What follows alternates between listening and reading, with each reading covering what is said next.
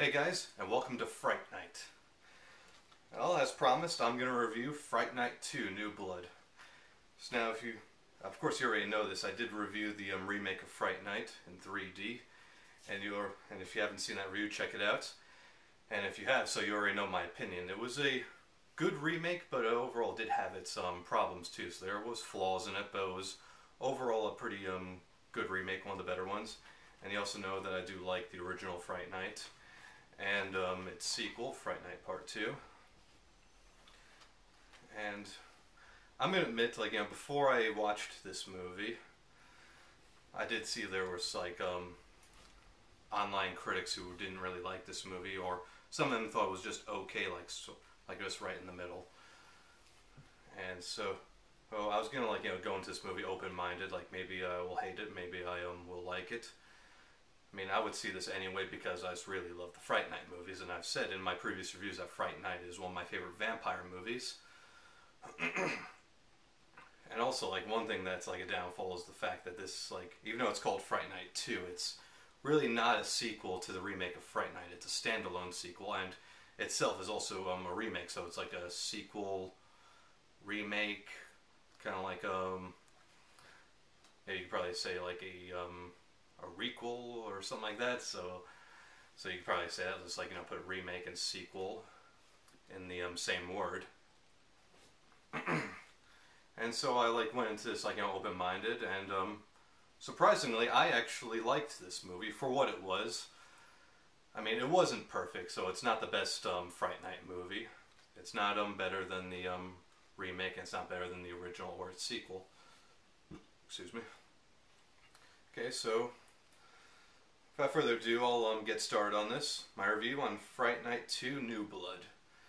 So this movie is set in Romania. It's about these high school kids who go to study in Romania, and they have this professor named Jerry Dandridge, but it's a female professor, and of course she's living right across from where Charlie's living. Our main character, Charlie Brewster, and his roommate, Evil Ed. And so, one day, he sees the professor, across the street through the windows, and sees that she's actually a vampire. So, that she's drinking blood from from victims, from innocent girls, and so. And he tries to convince his friends that she's a vampire, but they all don't believe him. Sorry. They all don't believe him. So it's basically just the same thing from the original movies and the remake. It's the same story with minor differences. Instead of the main vampire being a male, it's a female. Although the same name, Jerry Dandridge, but spelled differently in order for Jerry Dandridge to be a woman. But to me, I kind of felt that they should have done the same thing that was done in Fright Night Part 2. Because in that movie, we know that the main vampire is Regine Dandridge, so I was hoping that they could have just done that same thing. And Regine Dandridge is the sister of Jerry Dandridge, so she wants revenge on Charlie Brewster and Peter Vincent. And so I was hoping they could have done the same thing, make a remake to that with this one. And so, so it's basically, just the same kind of stories. But one thing that I did like, though, since I didn't like this in the remake of Fright Night, that they made Peter Vincent into a Chris Angel-like magician. In this, he's a reality TV show host, just like in the original. So, and just of course, in the original, they go to, get his help because he's, an expert at monsters. He tries to hunt things like ghosts, vampires, werewolves, trolls, yetis, but never have actually seen them, so it's just for entertainment. But one thing I did draw me to this is the writer. It was written by Matt Veen, who wrote White Noise 2, which I like, because the first White Noise I didn't like. It was just a boring movie, dull, not really worth it, but White Noise 2, The Light, was a way better sequel, better movie overall than the first movie. He also wrote Mirrors 2, which I like, and I'm kind of like, in conflicts. I don't know whether I like Mirrors 2 more than the first Mirrors, or the first Mirrors more than Mirrors 2. I'm like in conflict with that. But this movie was pretty good overall. I mean, like, it had its flaws, but but it was pretty good. And so, like one thing that that I thought was like somewhat of a downfall was like, the Evil Ed character didn't 100% do it for me, but like I did like that he was in this movie more because I was disappointed that he was barely in the first movie. I mean, like, he was a little funny, but there's times he was kind of annoying.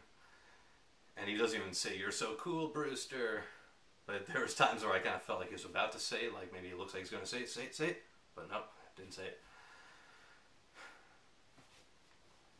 And like the gore effects were definitely very good though, like, and had some like, pretty good effects overall, like they had some pretty good practical effects.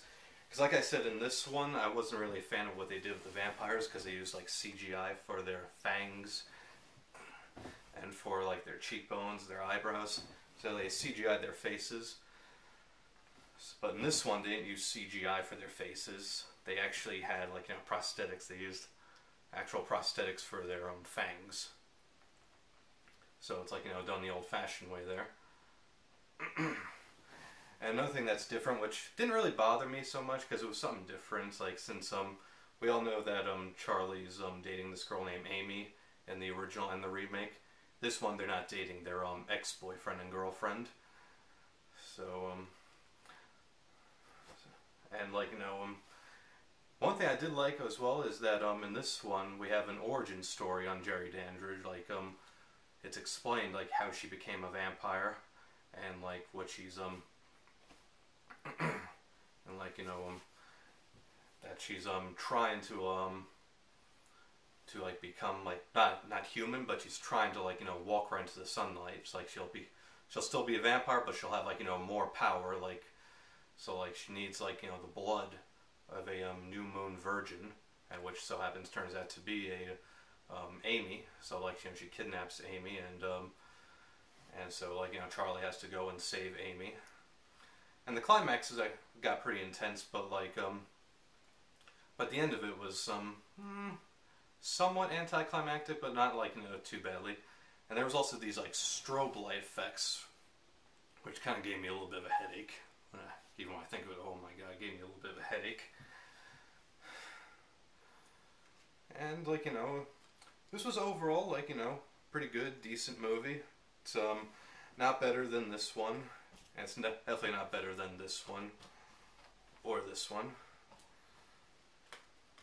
So overall, I personally did enjoy it. Like, I do know that there's going to be some like mixed things. Like, there's going to be people who don't like this movie. There's going to be people who just thought it was just okay.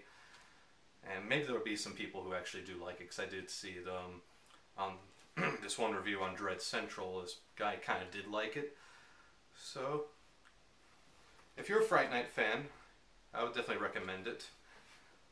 But if you're like just a fan of just vampire movies, then like maybe it's really not the movie for you, because I know that there's people who are just like vampire movies who are like, open to like hating vampire movies as well.